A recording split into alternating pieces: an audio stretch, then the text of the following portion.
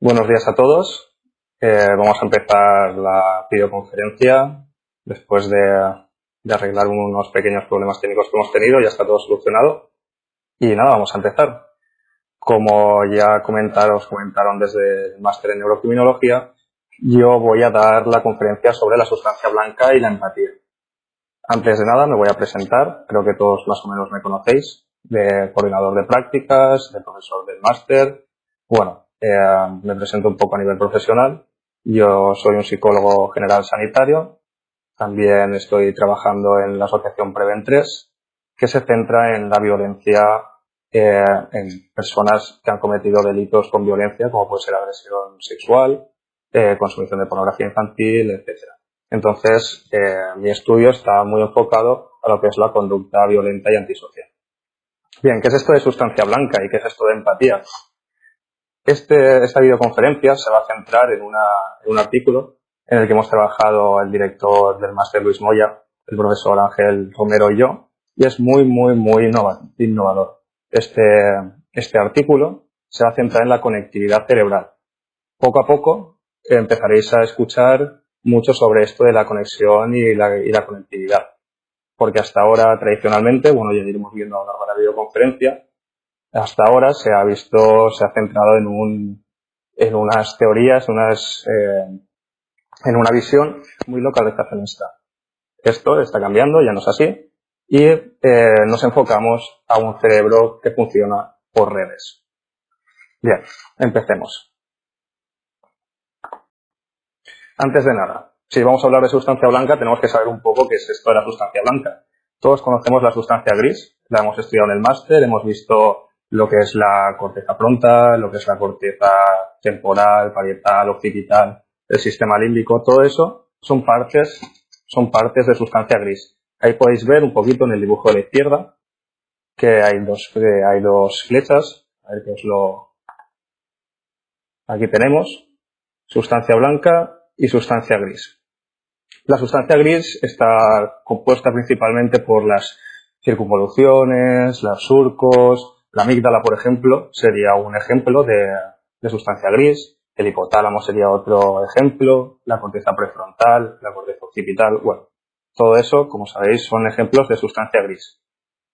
Pero si os fijáis, lo que es el cerebro, si podéis ver, hay casi más sustancia blanca que sustancia gris. Entonces, ¿cómo puede ser que hayamos escuchado tanto de la sustancia gris y tampoco de la sustancia blanca? Bien, esto es básicamente porque era muy complicado el estudio de la sustancia blanca hasta ahora, que como bien sabéis, pues todo este avance tecnológico que se está dando en estos días actualmente, pues nos permite crear técnicas muy innovadoras. Bien, sustancia gris es la parte más superficial del cerebro y está compuesto por los somas de las neuronas. Esto que vemos aquí sería la sustancia gris. Es donde está el núcleo de la neurona, donde están las dendritas, etc. Esto, que son el axón, las fibras nerviosas, es lo que sería la sustancia blanca, es decir, la porción o masa central constituida por los axones de las neuronas. Si veis, está formado por una cosa que se llama mielina.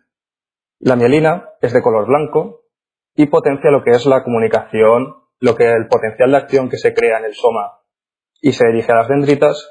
La mielina facilita su conexión. Esta mielina es de color blanco y es lo que le da la característica coloración a la sustancia blanca. Por eso es blanca y no gris. Aquí se ve muy bien cómo tanto el cuerpo de la neurona como el axón son de colores diferentes. Hay más partes, hay muchas más partes. Vemos cómo está el nodo de Ranvier, la célula de Schwann.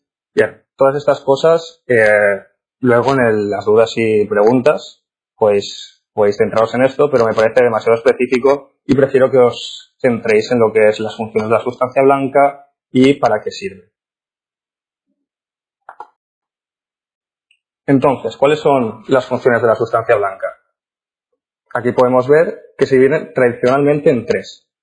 La primera, su principal cometido, es el ejercer de vía de conexión entre las distintas regiones cerebrales, estableciendo vínculos que faciliten la transmisión óptima de información entre ellas.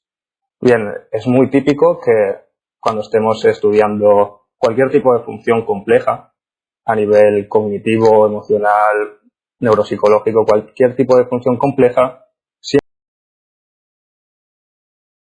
referencia a conectividad.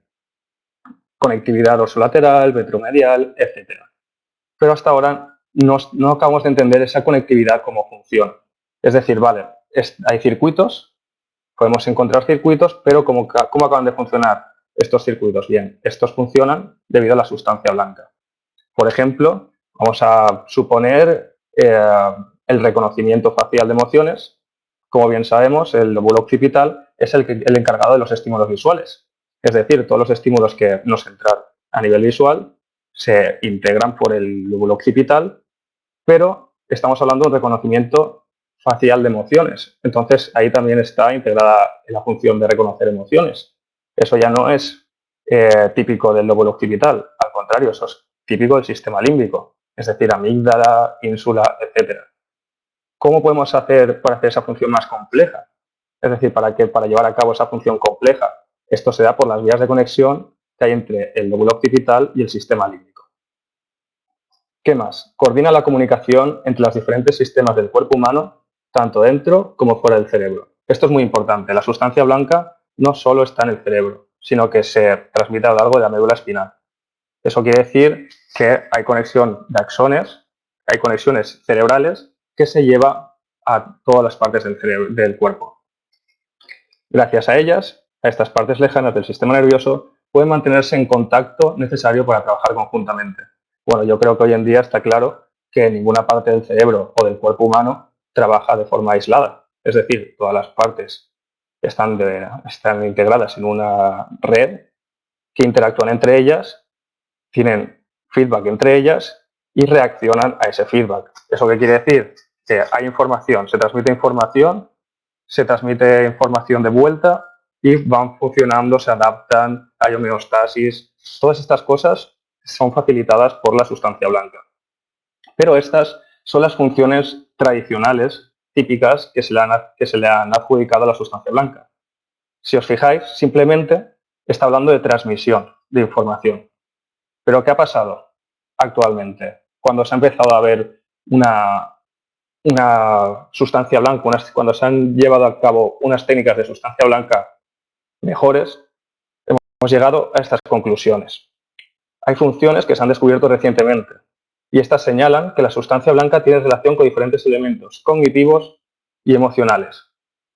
Ya no estamos hablando simplemente de que hay una transmisión de información y que es muy importante para coordinar diferentes partes del cerebro, sino que la sustancia blanca en sí es importante para elementos cognitivos y emocionales, es decir, para funciones ejecutivas y para la cognición social o funciones emocionales. Bien, la sustancia blanca permite la construcción de redes neurales que pueden regir diferentes procesos.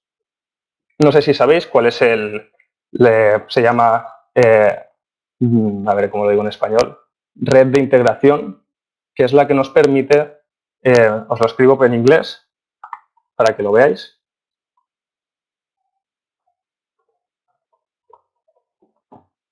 Bien, ahí lo tenéis, la Default Brain Network. Bien, esta red es la que nos permite ser conscientes de nuestros propios pensamientos. Y para ello hay que interactuar muchas partes del cerebro, es muy complicado. Vamos desde partes como la unión temporoparietal hasta la corteza prefrontal. Bien, todas estas regiones están muy separadas en el cerebro. ¿Cómo podemos funcionar de forma rápida si no es con la sustancia blanca? Bien, entonces la función principal de la sustancia blanca será esa construcción de redes neurales que pueden regir diferentes procesos. Concretamente, afecta en gran medida a funciones cognitivas superiores, como es la gestión de los recursos cognitivos, la memoria o la cognición social. La cognición social realmente es a lo que nosotros nos vamos a centrar. Como habéis visto, la videoconferencia se llama Sustancia Blanca y Empatía, y la empatía es un componente de la cognición social. Sí, Gemma, exactamente. Es red de neuronas por defecto, que si habéis leído un poco sobre este tema, está muy relacionado con lo que es la empatía cognitiva. Es decir, la diferencia entre el yo y los demás, la diferencia entre los autoprocesos y los procesos de los demás. Es muy importante, es una de las funciones que nos definen como seres humanos y es una de las funciones que han dado más importancia a la sustancia blanca. Sin la sustancia blanca no seríamos capaces de esa función superior que nos permite el raciocinio, la diferencia entre el yo y el otro. Entonces, ahí podemos ver la importancia que tiene la sustancia blanca en el ser humano. Aquí podemos ver podemos ver los dos enfoques que se han dado hasta ahora de sustancia blanca. Hay que hacer hincapié en que el estudio de la sustancia blanca se da realmente a nivel focalizado y centrado desde hace 20 años a lo sumo. 20 años empezaron a crear lo que son los atlas de sustancia blanca, que lo veremos más adelante, y se sigue haciendo todo tipo de estudios, van creciendo, pero siguen sin ser suficientes. Entonces podemos ver a nivel tradicional que se centraba en una función de transmisión de información.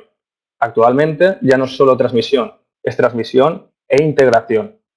¿Ves? Podemos diferenciar entre un rol pasivo hace unos 20 años a un rol activo actualmente. ¿Esto qué quiere decir? Que simplemente no se centra en la traspaso de información, sino que es necesaria para crear nueva información. Por ejemplo, tenemos en un lado la amígdala, información emocional. Por otro lado, el lóbulo occipital, información visual. Es necesario integrar y crear una nueva información que es el reconocimiento facial de emociones, por poner un ejemplo. No es una suma de cada una, es una información diferente. ¿Y cómo se ha conseguido esa información diferente? Gracias a la integración que se ha hecho por parte de la sustancia blanca. Bien, estamos hablando todo el rato de que se han creado diferentes técnicas e instrumentos de medición para la sustancia blanca. Hasta ahora simplemente se utilizaban los estudios post-mortem, se hacían cirugías, se hacían estudios de lesión, etcétera, para ver qué es lo que a nivel estructural era deficiente en la sustancia blanca. Pero con la aparición de la resonancia magnética mediante el tensor de difusión, esto ha cambiado completamente. Quedaos con esta forma de medir la sustancia blanca porque es impresionante. Consigue de forma no invasiva y además en vivo, medir la sustancia blanca y la dirección de la información. Eso quiere decir que podemos evaluar cualquier tipo de funciones que se nos puedan ocurrir. Bien, ¿cómo funciona este instrumento? El instrumento utiliza el movimiento browniano de las moléculas de agua para determinar la organización y la integridad de la sustancia blanca. ¿Vale? ¿Esto qué significa? ¿Qué es el movimiento browniano?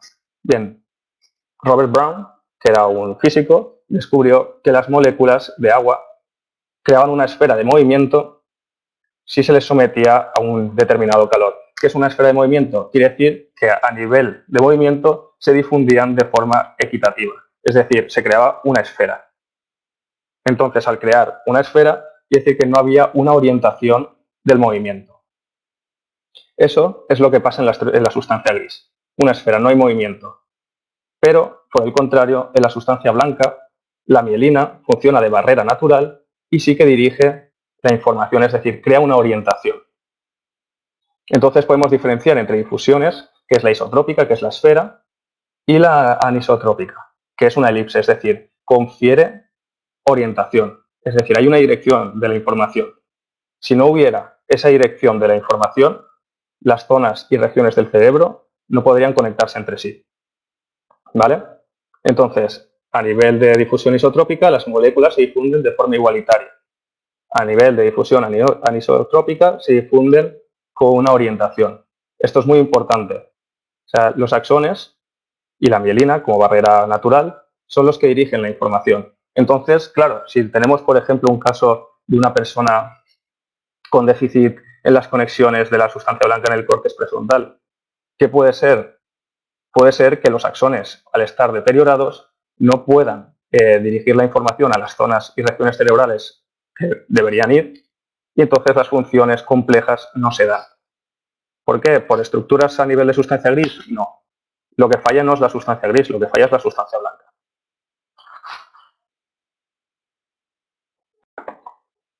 Bien, aquí podemos ver el grado de difusión. El grado de difusión de isotropía sería 0 y el grado de anisotropía sería 1. Lo que hace el tensor de difusión es darte un número del 0 al 1. O sea, si tú tienes unos datos, tú estás leyendo un artículo de sustancia blanca y dicen, vale, la función de, pues no sé, de neuronas espejo o la función de la planificación de conducta. Vale, vamos a coger la de planificación de conducta. Vemos que necesita unas redes para que se dé ese tipo de función. Y vemos que las personas que han estado en el estudio y que parece que la tienen deteriorada tienen un 0,4 de grado de difusión. ¿Qué quiere decir este 0,4 de grado de difusión? Quiere decir que no llega ni a la mitad de lo que debería ser para que se dé la función de planificación de conducta. Entonces, lo que queremos para que la conectividad sea óptima es llegar a este punto, es decir, conectividad perfecta. Bien, hay diferentes formas de orientación, es decir, diferentes grados. Podemos ir para arriba, para abajo, para adelante, para atrás, para derecha, izquierda. Bien, aquí hay una imagen. Esta imagen define perfectamente lo que es la orientación. Tenemos en color verde lo que es anterior-posterior, en rojo lo que es derecha e izquierda y en azul lo que es superior-inferior. Bien, ¿cuál es lo típico? ¿Qué típicas estructuras tendrán una orientación derecha-izquierda? Pues una muy típica es el cuerpo calloso. ¿Por qué? Porque conecta ambos hemisferios. Al conectar ambos hemisferios, obviamente la orientación de la información que transmite será de derecha a izquierda. De hecho, se puede ver muy bien cómo el cuerpo calloso aquí transmite la información con la orientación de derecha a izquierda. Vale. ¿Qué es otra orientación típica? La verde, anterior-posterior. Ahora veremos los diferentes tipos de tractos de sustancia blanca, pero las conexiones dentro de cada hemisferio, es decir, por ejemplo, la orientación del lóbulo frontal al lóbulo parietal, tienen que ser anterior-posterior, es decir, de adelante a atrás. Y finalmente, las que son de color azul son las que van de arriba abajo, es decir, superior-inferior. ¿Esto dónde se puede dar? En la sustancia blanca de fibras de proyección. Es decir, los que van, por ejemplo, al sistema límbico desde la corteza. Es decir, a estructuras cerebrales que son más profundas. Así, típicamente está en verde lo que es la conexión intrahemisférica, en rojo la que es la conexión interhemisférica y luego las fibras de proyección que se centran principalmente en transmitir información al sistema límbico. Bien. Entonces, ¿qué tipo de sustancia blanca tenemos? Tenemos tres tipos principalmente, que son las fibras de asociación, las fibras comisurales y las fibras de proyección. Básicamente se corresponden con lo que estábamos diciendo de los tipos de orientación, arriba abajo, delante atrás y derecha izquierda.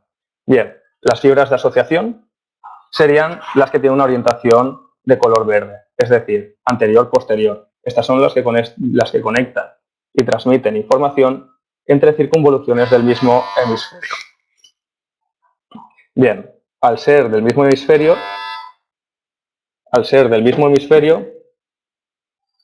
no hay ningún tipo de conexión entre... Un segundo. Perdón. Al ser conexión dentro del mismo hemisferio, no se puede conectar el hemisferio derecho con el hemisferio izquierdo. Hay dos tipos de fibras de asociación. Fibras de asociación cortas y fibras de asociación largas. Las fibras de asociación cortas, por ejemplo, son las que no salen del mismo lóbulo. Es decir, se quedan en la misma región. En planificación, que es el ejemplo que hemos dado antes, el lóbulo frontal no tiene que transmitir información realmente a otra parte del cerebro. Realmente es dentro de la misma región frontal. Entonces, esas son las que son cortas. Luego están las fibras de asociación largas, que son las que nos vamos a centrar porque realmente integran diferentes tipos de estímulos y van desde diferentes tipos de lóbulos, por ejemplo, frontal temporal, frontal occipital o frontal parietal. Bien, ¿cuáles son las fibras comisurales? Las fibras comisurales son las fibras que se centran en la conexión interhemisférica, es decir, mandan información desde el hemisferio derecho al hemisferio izquierdo. Hay muchas y la principal, bueno, todos sabemos que es el cuerpo calloso. Es la principal estructura que manda información de una parte de un hemisferio al otro.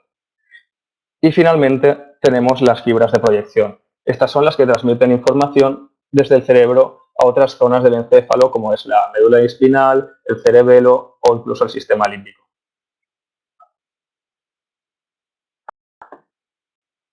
Bien, aquí tenemos las fibras largas de asociación. Estas son con las que quiero que os quedéis. Realmente estas son las más importantes de todas a nivel de transmisión de información e integración de información. Como podéis ver en el dibujo, hay diferentes tipos. Cada una se centra en conexión de diferentes lóbulos. Es muy importante, por ejemplo, la conexión entre el lóbulo frontal y la conexión entre el lóbulo temporal. Pese a que esta, que es el fascículo uncinado, que es este fascículo aquí, parece que no es muy larga, es una de las más importantes. Está transmitiendo información e integrando información entre el lóbulo frontal, que se centra en la cognición, y el lóbulo temporal, que se centra principalmente en la emoción. En el máster que estamos nosotros estudiando, es la que más nos importa, porque realmente es la que puede llevar a una conducta prosocial o una conducta antisocial. Luego tenemos muchas más, porque tenemos el fascículo del cíngulo, que está muy cercano a las partes del cuerpo calloso, conecta el fascículo temporal, aquí lo vemos, frontal, parietal y prácticamente hay terminaciones que llegan al lóbulo occipital. Tenemos el fascículo longitudinal superior y el fascículo longitudinal inferior. Bien, todos estos tienen cada uno su función asociada que ahora veremos. Por otro lado, las fibras comisurales. Estas están constituidas por fibras transversales que unen áreas simétricas de los lóbulos parietales, frontales y temporales. Es decir, básicamente lo que llevamos diciendo todo el rato, que integra información de diferentes hemisferios.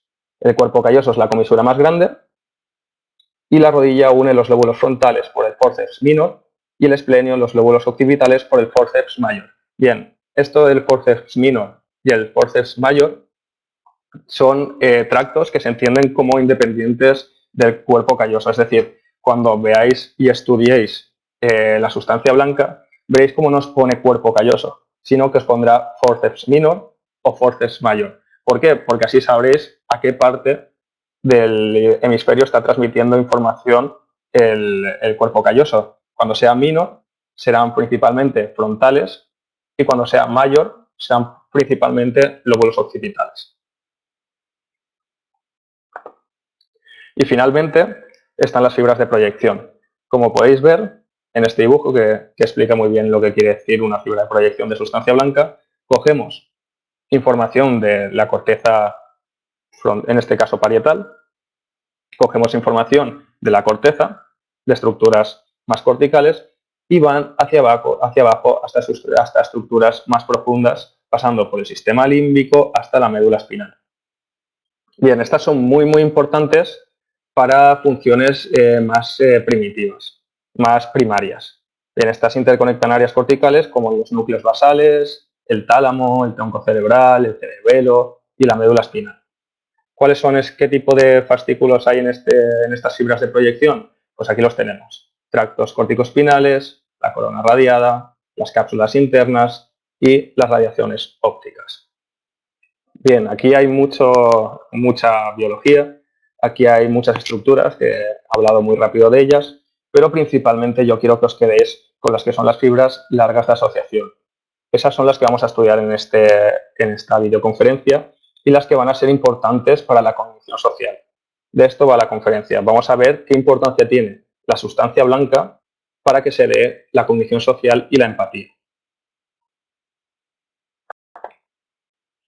Aquí tenéis algunos ejemplos para que veáis un poco cómo funciona el tensor de difusión. Estas son imágenes que da un ordenador cuando se ha utilizado ese tipo de técnica, que es el tensor de difusión. Podemos ver esto, que es la corona radiada, cómo es azul, que el azul era el de arriba abajo, es decir, proyección. podemos ver, a ver, algún ejemplo, el fascículo longitudinal superior, que es este, podemos ver que es verde, que es todo esto, y transmite información de partes más anteriores del cerebro a partes más posteriores del cerebro, y luego el ejemplo que es más fácil de ver es el cuerpo calloso. El cuerpo calloso, esta es la rodilla, y esto es el esplenio del cuerpo calloso, es completamente rojo. Si veis el verde y el azul, hay veces que se mezclan un poco, pero el rojo vamos, no se puede confundir, es inconfundible. Este cuerpo calloso transmite información entre los dos hemisferios. Aquí abajo tenéis explicadas cuáles son cada una de ellas. La verdad es que lo veo interesante si queréis entender un poco qué fascículos conectan diferentes zonas, porque son muy importantes para la integración de la información entre esos nódulos. Bien, ¿qué pasa cuando la sustancia blanca falla? ¿Qué es realmente lo que queremos saber? O sea, vale, tenemos un tipo de sustancia que conecta diferentes zonas del cerebro. ¿Y qué pasa si esa conexión no existe? ¿Qué pasa si esa conexión no se da? Bueno, pues tenemos un daño en la sustancia blanca, principalmente el daño está asociado a una falta de mielina. Entonces la transmisión, el procesamiento y la integración de la información se ven deteriorados. Y eso se corresponde con un déficit en funciones ejecutivas, problemas de memoria y falta en cognición social. Vale, entonces, ¿qué pasa? Si hemos visto que la integración de la información no se ha dado, esa nueva información que se ha creado mediante la integración de la información de dos partes del cerebro, a ver, ¿qué me pongo aquí? Vale, tenemos una parte del cerebro y otra parte del cerebro. Esta tiene su propia información y esta tiene su propia información. Si la información resultante de las dos no se da, la función tampoco se puede dar. Sobre todo funciones superiores. Problemas de memoria no se refiere, por ejemplo, a memoria de trabajo. Memoria de trabajo no sería una función tan superior, sino sería una función que no necesitaría de tanta integración de regiones cerebrales. Pero, por ejemplo, la memoria episódica asociada a una emoción que provoque una repetición de conducta o una anulación de conducta, sí que sería una función superior que conectaría varias zonas del cerebro. Si hay un daño en la sustancia blanca, las regiones del cerebro no se conectan y finalmente no podemos hacer esa función superior de memoria emocional que, por ejemplo, está muy deteriorada en diferentes trastornos. Bien, vamos a empezar ya con el tema de la sustancia blanca en la cognición social. Hemos dado un poco de biología para que todo lo que diga ahora no suene raro. A ver, un segundo que lea.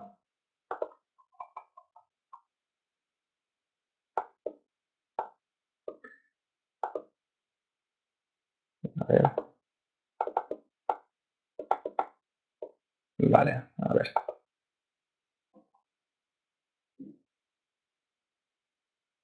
Exactamente. A ver, hay diferentes formas de conectividad. Está la conectividad funcional, que es la que las estructuras de por sí no funcionan como debería ser, porque, a ver, hay diferentes formas de que se dé un déficit en la conectividad. Puede fallar la sustancia blanca, pero también puede fallar la sustancia gris. Es decir, si la sustancia blanca funciona correctamente, pero la sustancia gris no, también habrá un fallo en la integración de la información. Es decir, pongamos, por ejemplo, una conexión entre el lóbulo frontal y la amígdala, que es básicamente, está muy relacionada con la memoria emocional.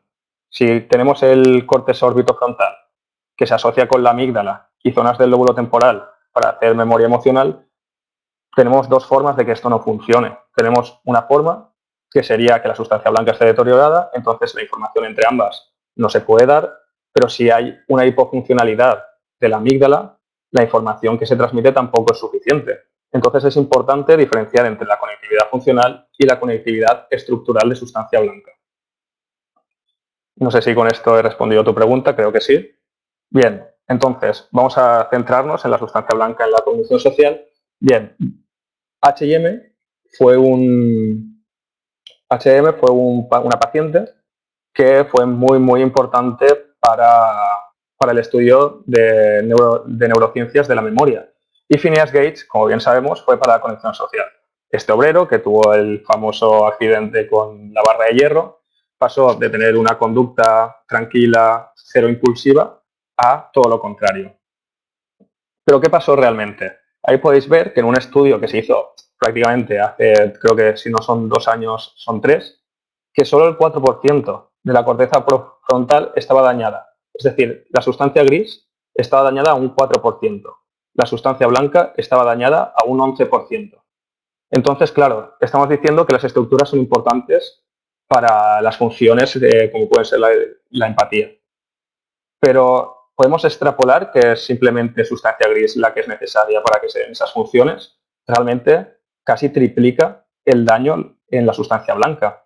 Entonces, ahora, poco a poco, se está empezando, a raíz de este tipo de estudios, se están empezando a dar importancia a la conectividad.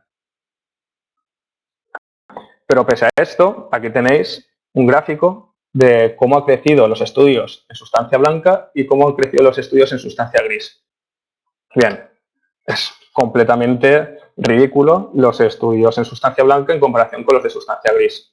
La significación de la sustancia blanca para la condición social ha sido profundamente subestimada desde el comienzo de la neurociencia social. Esto me parece curioso cuando estamos viendo que siempre aparece sustancia blanca deteriorada en problemas de funcionalidad como es la cognición social. Pero no se sabe por qué se ignoran esos resultados. Principalmente porque a nivel tradicional, en los años 70-80, pues siempre ha habido una concepción localizacionista del cerebro. Al igual que hemos visto a lo largo del máster como en los años 70 había una relación directa, o se creía que había una relación directa entre la conducta agresiva y la testosterona, esto ha trascendido. Ya no es testosterona, es un montón de hormonas, un montón de neurotransmisores, un montón de estructuras, un montón de estudios genéticos que interaccionan entre sí con estímulos externos, como ha vivido esa persona, qué antecedentes tiene, y eso actúa como factores de riesgo para que se dé conducta agresiva. Hemos pasado de un pensamiento muy localizacionista a un pensamiento que interactúan multitud de variables. Bien, pues aquí es exactamente lo mismo. El crecimiento el pensamiento va creciendo y se ha dado cuenta que hay que ver el cerebro como un circuito que conecta diferentes tipos de regiones. Es muy común las personas que hayan estudiado neuropsicología, neurociencias, que se pasen los primeros temas de esa asignatura localizando las diferentes estructuras de sustancia gris. Pero ninguna de estas personas suele haber estudiado sustancia blanca.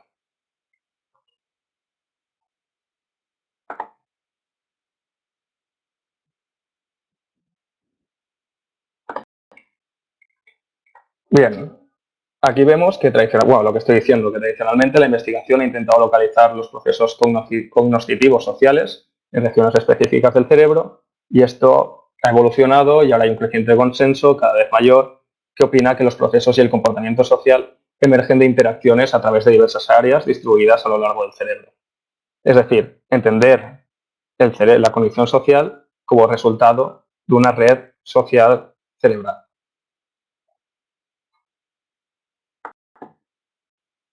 Aquí lo podemos ver. Aquí ya no solo hay, en la imagen de la izquierda, no solo hay circuitos neuronales asociados a la cognición social, hay muchos. Está la red del circuito de recompensa, el circuito frontocerebelar, que está muy asociado al movimiento, el circuito atencional, el circuito de funciones ejecutivas, el frontostriatal. Es decir, no está solo asociado a la cognición social, está asociado a cualquier tipo de funcionamiento cerebral, a cualquier tipo de procesamiento que sea superior, que se necesite una integración de información para que se dé la conducta. Por otro lado, en la derecha sí que son funciones importantes para la cognición social. Principalmente tres, que son el reconocimiento facial de emociones, el sistema de neuronas espejo y la teoría de la mente, el circuito de la teoría de la mente, que es importante para la toma de perspectiva, que a la vez es importante para la empatía cognitiva. Principalmente estos son estudios de conexión funcional, es decir, sabemos que el surco temporal superior está relacionado con por ejemplo, el giro frontal inferior, porque se activan se activan estas dos regiones cuando se da una función de contagio emocional. Pero no se veía lo que es esto. Es decir, la sustancia blanca. Aquí se ve que se activan las dos, pero no se ve por qué, cómo o qué las activa, qué hace que las dos se activen a la vez. Esto que se ve aquí, esto sí que es la sustancia blanca, que es lo que relaciona las dos zonas cerebrales. Vale, seguimos. ¿Cuáles son las ventajas que tenemos que conlleva estudiar la sustancia blanca? Bueno, principalmente tres. O sea, arquitectura cerebral. No podemos entender el cerebro si no entendemos su arquitectura, si no entendemos cómo se estructura el cerebro, cómo se comunica, cómo integran y se transfiere información. No entenderemos nunca cómo puede llevar una conducta, un deterioro cerebral. Por otro lado, la varianza individual. La sustancia blanca abre nuevas oportunidades para explorar las bases de la variabilidad individual. Es decir, si ya hay variabilidad en diferentes aspectos biológicos, hormonales, etcétera, la sustancia blanca también es muy importante para ver las diferencias individuales, interpersonales e intergrupos. Y finalmente, una que personalmente me gusta mucho para estudiar trastornos, para estudiar deficiencias, es el de que incluye factores como el desarrollo, el envejecimiento, enfermedades y este último que son los procesos de entrenamiento e intervención. Bien, como os he comentado al principio, yo trabajo en la Asociación Prevent3 y nos dedicamos a dar tratamiento a personas con conductas delictivas. Bien, ese tratamiento, por ejemplo, se centra mucho en la empatía, en que sean capaces de empatizar con otras personas. Entonces, después de un año, después de todo ese trabajo que hemos hecho en terapia, ese trabajo que hemos hecho en tratamiento, ¿qué resultados han tenido estas personas a nivel biológico? Obviamente, será en la sustancia blanca donde se puedan ver estos resultados. Será la que más variabilidad pueda tener.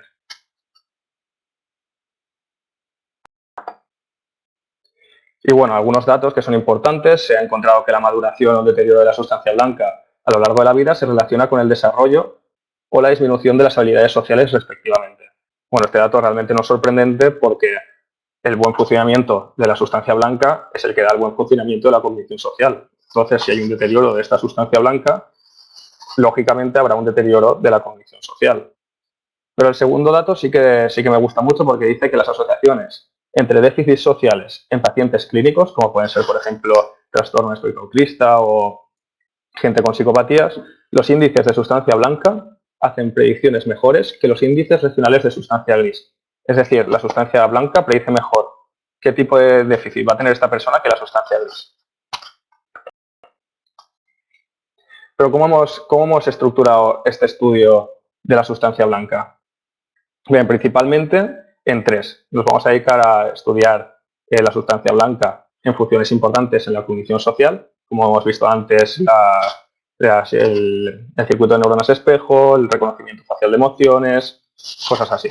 Luego está el estudio en la empatía en sí misma y finalmente trastornos con déficits en la cognición social, como son la esquizofrenia, la psicopatía, el trastorno espectro autista.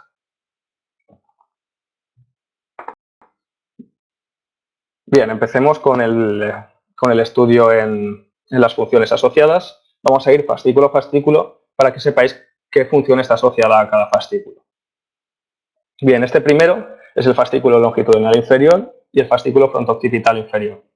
Este tracto, el fascículo longitudinal inferior, comienza en la corteza occipital, continúa a través de la corteza temporal y finaliza en la corteza orbitofrontal. Es decir, pasa por los estímulos visuales, luego por estímulos más emocionales y asociativos, para acabar en la corteza prefrontal, que es más cognitivo.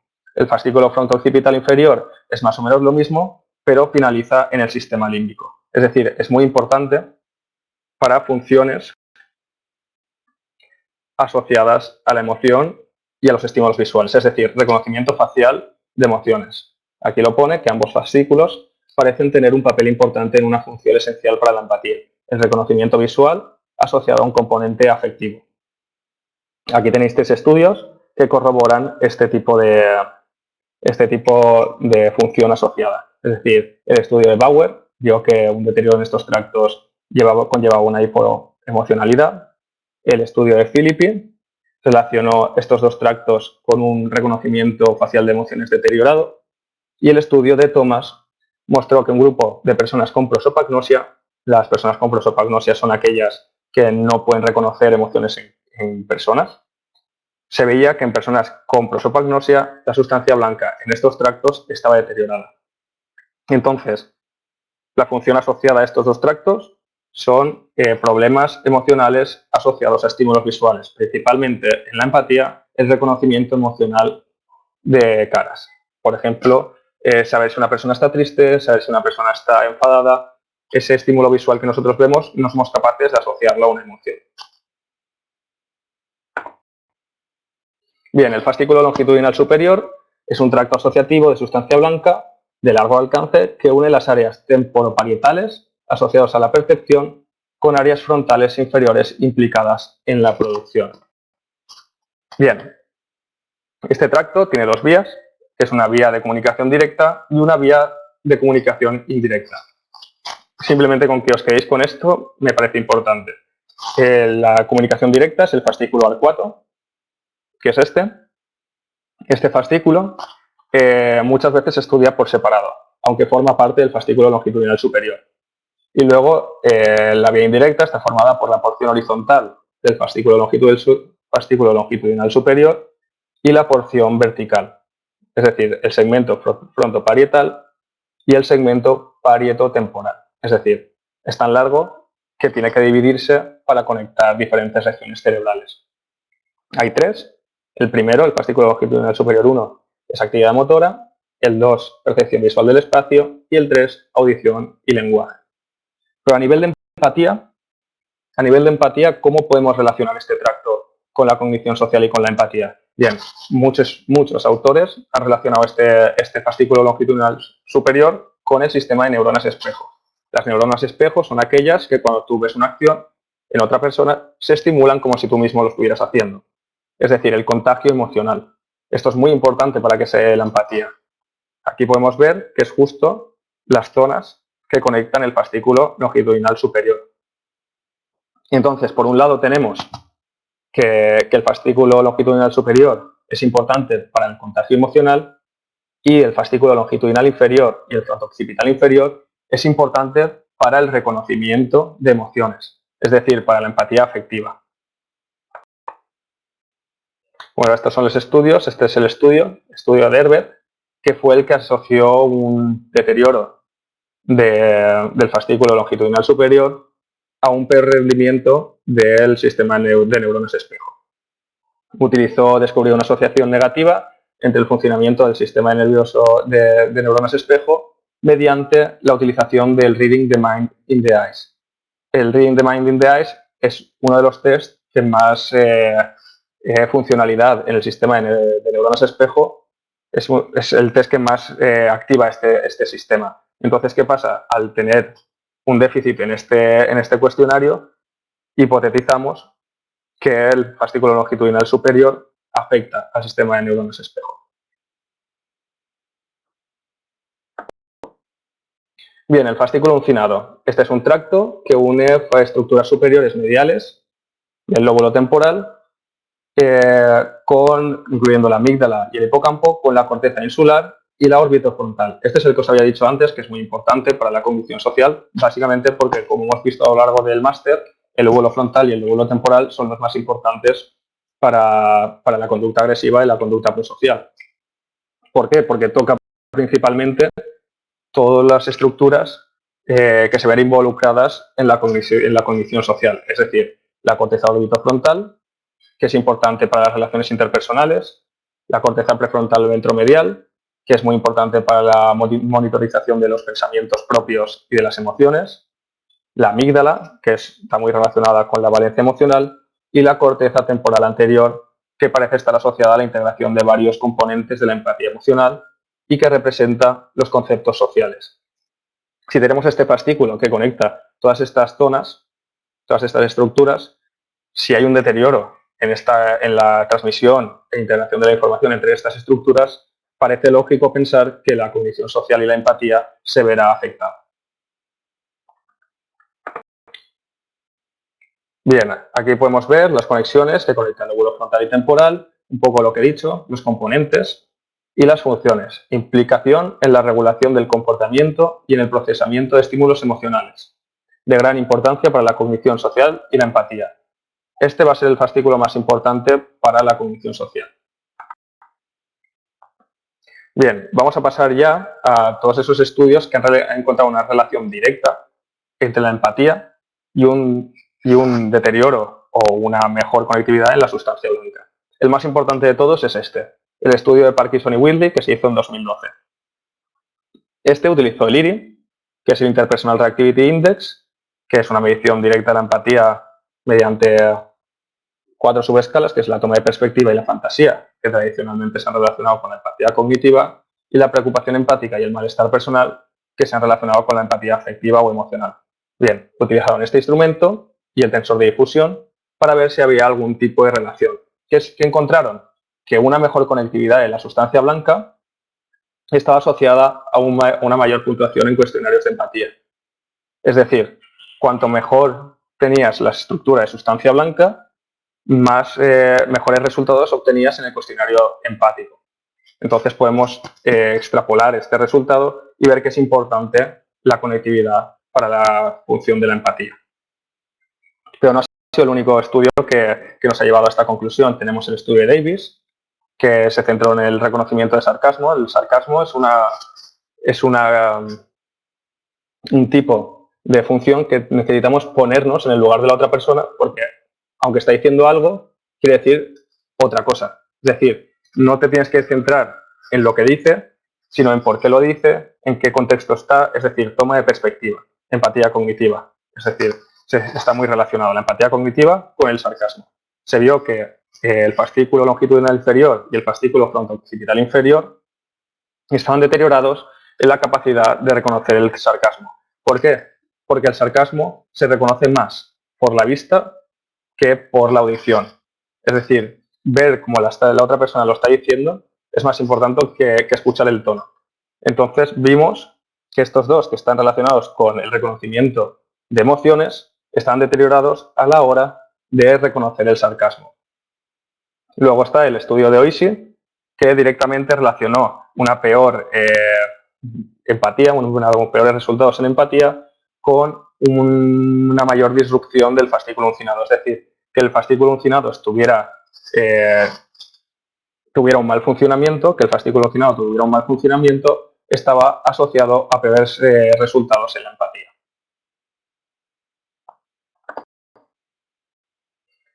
Finalmente está el estudio que utilizó el cuestionario Mayer-Salovey-Caruso, que es un cuestionario que se centra en la evaluación de la percepción emocional, la comprensión emocional, la facilitación emocional, el manejo emocional. Bueno, todo esto es lo que mide ese cuestionario.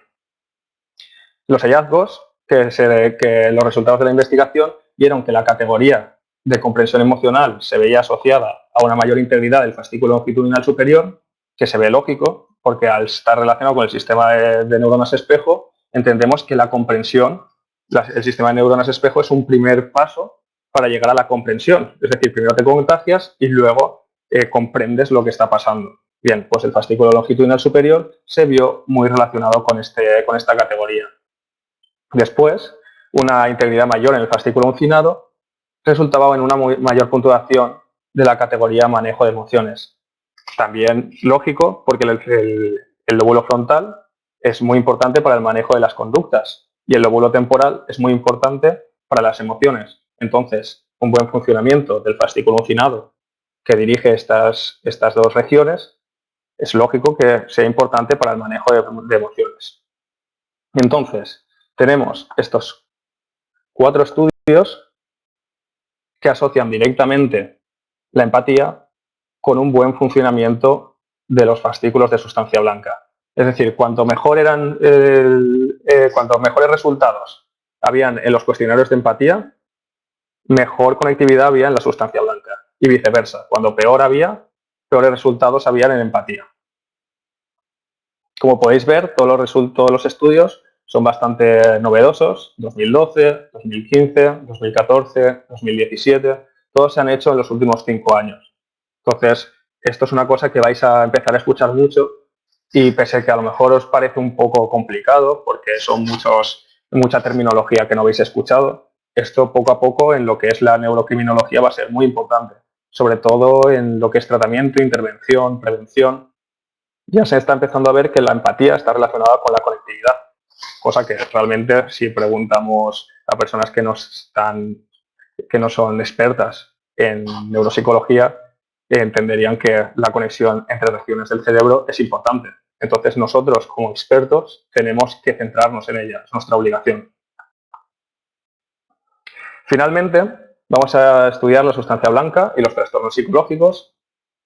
Obviamente es un campo de investigación muy importante, es decir, si sabemos que la conducta empática o la cognición social está deteriorada en este tipo de casos clínicos, vamos a ver qué es lo que pasa, vamos a ver cuál es el déficit que tienen, cuáles son los trastornos en los que nos hemos centrado para poder hacer un estudio.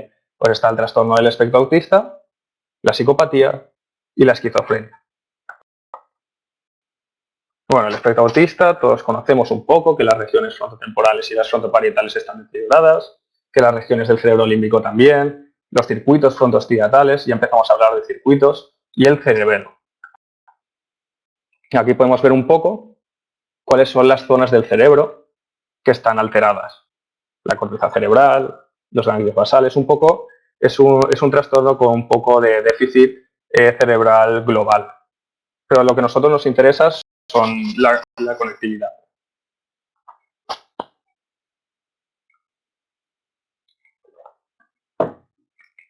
Bien, aquí podemos ver un poco que la corteza parietal está hipoactiva, que el cuerpo calloso es más pequeño. Esto de que el cuerpo calloso sea más pequeño quiere decir que la conexión entre los dos hemisferios será deficitaria. Es decir, la información que se pase de un hemisferio a otro no será buena. ¿Por qué? Porque hay una hipofuncionalidad, hay una hipoestructura del cuerpo calloso. Células desorganizadas en la corteza temporal, deficiencia de conectividad con la amígdala, ya empezamos a hablar de conectividad, la corteza prefrontal está hipoactiva, es decir, hay una hipofuncionalidad. Esta hipofuncionalidad, nosotros creamos la hipótesis de que se debe en parte a la sustancia blanca. Entonces, ¿qué hemos visto? Creamos la hipótesis de la conectividad deteriorada, que no es nuestra, la hemos cogido, pero es una hipótesis que realmente creemos que es muy válida, y esta habla de que hay una opinión que teoriza que la etiología del trastorno espectro autista puede deberse a diversas anormalidades en la conectividad cerebral, tanto interhemisférica, es decir, cuerpo calloso, como intrahemisférica, los fascículos largos de asociación. Se han hecho estudios y se ha visto que, en efecto, sí que hay una relación entre este trastorno y un peor funcionamiento de todos estos fascículos, que prácticamente son todos los fascículos largos de asociación, es decir, los que son inferiores, los que son superiores, los que están asociados con el sistema límbico y los que están asociados al lóbulo temporal y al lóbulo frontal. Pero que estuvieran deteriorados no quiere decir que sean importantes para la cognición social. Entonces, teníamos que seguir investigando y teníamos que ver si una peor conectividad de estos tractos estaba asociado directamente con lo que es la empatía y con lo que es la cognición social. Y esto es lo que se descubrió. Hay estudios que decían que el fascículo enunciado está vinculado con el déficit socioafectivo en el TEA. El trastorno espectro autista típicamente se divide en dos, lo que son conductas repetitivas, compulsivas, y lo que son los problemas socioafectivos. Bien, pues en un estudio que se utilizaron las dos variables, se vio que el fascículo uncinado simplemente estaba relacionado con el déficit socioafectivo. Los otros dos, los que son fascículo longitudinal superior y los inferiores, están relacionados con la gravedad de los síntomas en el trastorno espectro autista. Uno por el sistema de neuronas espejo y otro por el reconocimiento facial de emociones. Vamos repitiendo todo el rato lo mismo. Al final vemos que cada uno es importante por un tipo de integración emocional. El más importante porque pudo relacionarse específicamente con el déficit socioafectivo, dejando las conductas repetitivas de lado, pero estos también son importantes. Quiero decir, esto también es periférico. Si tú no tienes un mal contagio o si no eres capaz de reconocer las emociones, no puedes integrar luego la información mediante el fascículo uncinado.